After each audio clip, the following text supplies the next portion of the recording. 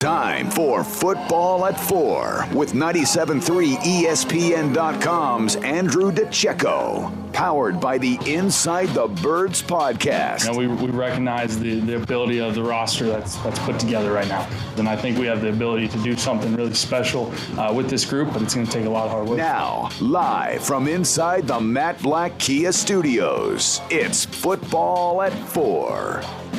Football at 4 is powered by the Inside the Birds podcast, which dropped this morning at 6 a.m. and brought to you by PlaySugarHouse.com. Sign up now. They'll match your first deposit up to $250. I'm Mike Gill. That's Hunter Brody.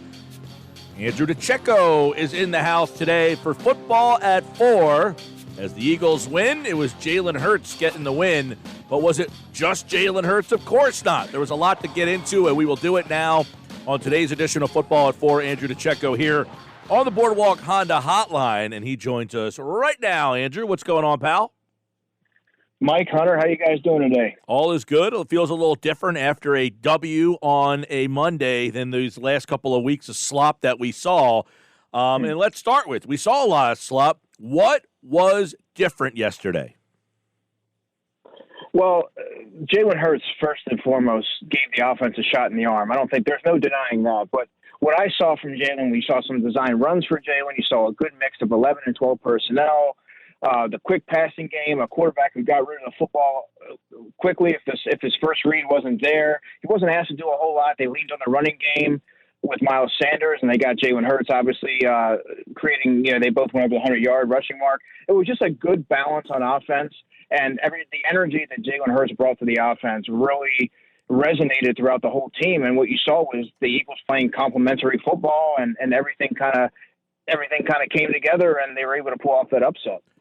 All right, so much has been made of the fact of, all right, did they have a different game plan? Did Doug Pederson call a different game? What was different about the offense? Sure, Hurts gave him a shot in the arm, but was it just like, hey, I threw out my old playbook and I just generated a new one? What was different about the game plan? Well, they definitely played to Jalen's strengths, and they kept the offense very basic. And I see a lot of folks saying, well, they altered the game plan for Jalen Hurts, but they wouldn't do this for Carson Wentz. Well, Carson Wentz is a fifth-year veteran that's getting paid $128 million. So to dumb the offense down to the point of what you're asking a rookie to do is kind of concerning when you look at it in that light. But I mean, with Jalen, they got some design runs. They took advantage of his athleticism and got him outside the pocket. He was doing the quick passing game. They used the crossing routes. They kept it to short to intermediate. I mean, he had the one deep shot to Rager that was a little bit off the mark, but he made some nice throws. That 14-yarder Greg Ward before Miles Sanders' second touchdown was good. It was just a very rhythmic offense, and it wasn't anything too special. It was just more so them getting back to the basics and relying on the running game and getting Jalen Hurts out and taking advantage of his athleticism. And then with Jalen Hurts, he processes things quickly. He gets rid of the football when things aren't there. Doesn't put the offense in harm's way. And he completes those short passes with accuracy and gives those guys a chance to run after the catch. The offensive line did not allow a sack. Is that ironic? Did they just play better? Or the way I see it is, when Jalen Hurts didn't see what he liked, he would take the field. And I thought that really helped the offensive line. Yeah, I don't think that they've gotten enough credit, Hunter, for the performance that they had. I mean, Jack Driscoll shut down Cam Jordan. I believe Cam Jordan had one tackle the entire game. Trey Hendrickson on the other side. That was one of the biggest matchups, him versus Jordan Mailata. And Trey Hendrickson went into that game with 10.5 sacks, and you hadn't heard anything from him all game. I believe we ended with 3 tackles. That's an outstanding effort from those 2 tackles. And I also thought Nate Herbig had a good game. Just the offensive line as a whole, they held their blocks up fairly well. That 82-yarder from Miles Sanders, that was exceptionally blocked. And, some of it had to do with the legs of Jalen Hurts and being able to evade pressure, but a lot of it had to do with a quarterback who's not going to sit back there and for 5 seconds and hold the football and take these hits. He's going to unload the football. If it's not there, lift the fight another down. And I think that's what you saw. And I don't think there's any I don't think there's any surprise that recipe, when you look at the end of the game, that they didn't give up a single sack. Andrew DiCecco, Football at 4, powered by the Inside the Birds podcast. You know, a lot of this offense, you know, throughout the last couple of weeks has not really been able to be utilized because of some of the things you're mentioning there. You know, hey, you're holding the ball too long, taking a lot of sacks. You know, when I look at this situation, and you can't do this with Hurts the whole time. He did not complete a very high percentage of passes. But what I talked about earlier in the show, Andrew, is his incompletions were not bad throws. They weren't inaccurate throws. They were good decisions. The reason his incompletions were there is because he made good decisions. That was what I found to be encouraging about what I saw from him. So when I see a low completion percentage from Wentz, I say, your completion percentage is low because you're an inaccurate thrower. When I see a low completion percentage from Hurts, it's not inaccuracies that I saw. It was more smart decisions in getting rid of the ball when there was no plays to be made. How much of that helped this offense? It helped them tremendously because it allowed them to keep rhythm. It took they were able to sustain drives and take any momentum that the Saints had when they did have some. You know, Jalen Hurts is not putting the ball in harm's way. If he's not going to sit back there, if there's an opportunity for him to pick up yards on the ground with his legs, he did that. Now, is that going to be sustainable long term for him to carry the ball as many times as he did to take these hits? No, but, you know, if we're talking about a guy's first NFL start going into this week, he only played 59 snaps, 15 throws. I mean, I thought that he handled himself very well, and you really saw the poise and the composure from Hurts that you saw in college. And I mean, like you said, he didn't, you know, his incompletions, they were smart throws. They were good incompletions. They weren't a product of inaccuracy and erratic throws. And I think that's encouraging to see. Miles Sanders can clearly go the distance when he gets that home run hit. And I look at what happened yesterday because it wasn't as if he was tearing it up prior. I just hope that Doug Pederson can realize, you know what, if Miles Sanders has 7 carries for 14 yards, he has the ability to just go off on one run. So do you think this is a scenario now where we've seen it a handful of times, regardless of what Miles Sanders has done, you got to keep pounding the rock because all it takes is one play. Do you think Doug Pederson now realizes this more than he did before?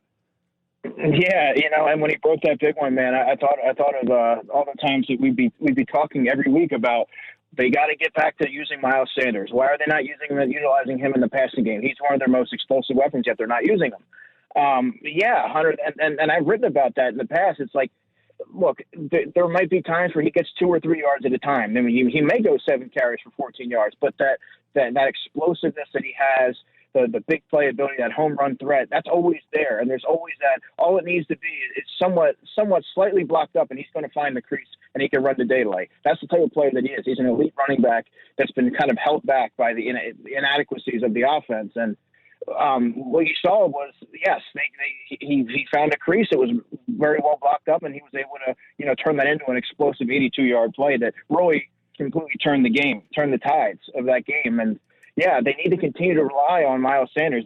Too often they get away from him after the first series once things start to sputter and they fall behind, and they forget that they have, you know, this playmaker in their backfield, and they go to the aerial attack and they don't yield much success. So I think that is a recipe for success in these next 3 games. Yeah. Now, I mean, I don't want to make it sound like we're just kicking dirt all over Wentz, because there was a time where he was the guy that gave you explosion in the offense and gave you big plays and all the things that we're talking about now. So what did we learn? What have we learned about some of Wentz's struggles? Or, like, you know, did you watch that game yesterday and find out more about what has been wrong with Wentz and the offense? I mean, was it more Wentz? Was it more Pederson? Was it a combination? Was it the offensive line? Because it seemed that we were constantly saying, well, it's a combination of all these things. Well, those things were the same yesterday, and it didn't look the same. Yeah, and I think a lot of that had to do, Mike, with Jalen Hurts' ability to evade the pocket and get out there on the move, and his escapability to kind of, you know, make it life easier on the offensive line. I don't think that Carson Wentz made life easier for an offensive line that really was patchwork all season. You talk about 12 different lineups. You have to find ways to take a little bit off their plate and get rid of the football. Don't hold on to the ball and try to go for that big play when there's a 5 or 6 yard completion, and that's going to kind of keep the chains moving. I think too often he got too greedy or too just hell-bent on going for the big play when there was other plays there that the defense was allowing underneath. And those things tend to spiral, and that's why the offense couldn't really get anything going. And a lot of it wasn't on him. There was times where there just frankly weren't guys that were getting open down the field. And we still have to see that with Jalen Hurts, because I do think there's going to be big play shots down the field available with guys like Jalen Hargrave. But I mean, guys weren't getting open. There were some protection breakdowns, but there was also plays where Carson Wentz was a little indecisive and held on the ball too long. And then there was the blatant misfires on simple, basic throws, such as screen passes that or not delivering the football where guys were in position to run after the catch. It was just a lot of things that kind of that began to mount, and that's where they are where they are. I understand that Jalen Hurts and the offense will be the storyline, but I personally believe the reason why they won this game was the defense. I thought that they were tremendous. Hargrave, Sweat, you name it. They were all over the place. And for them, I know it got iffy at the end when Rodney McLeod left and Darius Slay left, and they were really holding on by a thread. But what they did, 17-0 in the first half, I thought the defense deserved the game ball, if you will. Yeah, they sure did, and I wrote about that for InsideTheBirds.com. You know, as well as Jalen Hurts did in his first start, and as much life as he gave to the offense, I think you need to look at what the defensive line did. That's where the team really cuts their teeth. That's where their investment is in the Jayvon Hargraves and the Fletcher Coxes and the Brandon Grahams. That's where their defense is predicated on. And yeah, their back end was decimated. There was a guy named Kevon Seymour playing corner. I mean, those guys could be back there next week. There's Marcus Epps playing safety because of the injury to Rodney McLeod, Kayvon Wallace. So the defensive line really needed to get home, or that thing could have got a little bit hairy there late in the game when he was throwing some of those deep shots. But I mean, you talk about Jayvon Hargrave starting to come into his own. He's really starting to round into form, and he in an attack style defense where he doesn't have to read and react like he did in Pittsburgh. And Fletcher Cox seems to be reinvigorated. And I thought Brandon Graham has been the constant all season long. He's been the guy that always gets the pressure or makes plays behind the line of scrimmage. Ryan Ramczyk from the Saints is one of the best tackles in football. He kept him at bay, but I thought that Josh Sweat did a fantastic job against Teron Armstead. He couldn't handle his length or his bend or his speed and athleticism. Josh Sweat's a guy who was really, really ascended in this, and I guess this is his third season. And I mean, in a rotational role, it was a collective effort. But the Eagles, this is what they pay these guys for. They really needed those guys to deliver, and they did yesterday. Yeah, I want to get your opinion on some of the because Rodney McLeod out for the season with the torn ACL, how big of a loss that is, and how do they replace him? Who are some of the options that are here now that could step into that McLeod role? And you might think that McLeod could be gone for most of next year too. Yeah, Mike, Rodney McLeod is a player that he's always been viewed as the sidekick to Malcolm Jenkins, or the back, taking second fiddle to Darius Slay. And he's been here 5 years. He's been a very consistent player, arguably one of the team's biggest unsung heroes. He's a very sharp football IQ. He's always around the football. He gets guys lined up. He is pretty much the glue to that defense now that Malcolm hasn't been there. And losing him is big. The numbers may not support that, but Rodney is a very steady veteran, and he provides stability on the back end. Now, what you're going to see here is a lot of young players. But, a few weeks ago, they released Will Parks, he played 81% of the snaps for Denver yesterday, who also was suffering a rash of injuries. But they could use a guy like that right now, but they got rid of him because they said that they wanted to play the young guys. Well, now is the time where they're going to play some of these young guys, and I assume the first crack will be Marcus Epps, who played 35 snaps yesterday, and Kayvon Wallace played, I believe, 28. So those guys, they're getting worked into the back end. And if I'm the Eagles, I really want to take a look at Kayvon Wallace in particular, the fourth-round pick, to see where he is, because you really may need to add to the safety position in the draft if he's not quite where you want him to be. But they like him or not, the Eagles really like Marcus Epps, and you're going to see you're going to see kind of a platoon between the two guys. I think Wallace is a better all-around player. I think Epps is more of a in-the-box player who can defend the run a little bit better, but not quite as effective on the back end. But you're going to see these two guys down the stretch here, and you're also going to see a little bit of Braylon Arnold mixed in there. What do you think about the linebacker play? He actually had an interception from Duke Riley and Alex Singleton as well. Not an interception for him, but those two specifically. How do you think they played? Yeah, it's a collective team effort when you're saying the linebackers are even contributing to the win. I mean, Duke Riley had a phenomenal game. He really did. He was everywhere. He was everywhere on the defense. He was flowing sideline to sideline, swarming to the football. He was even active on the onside kick. He was just.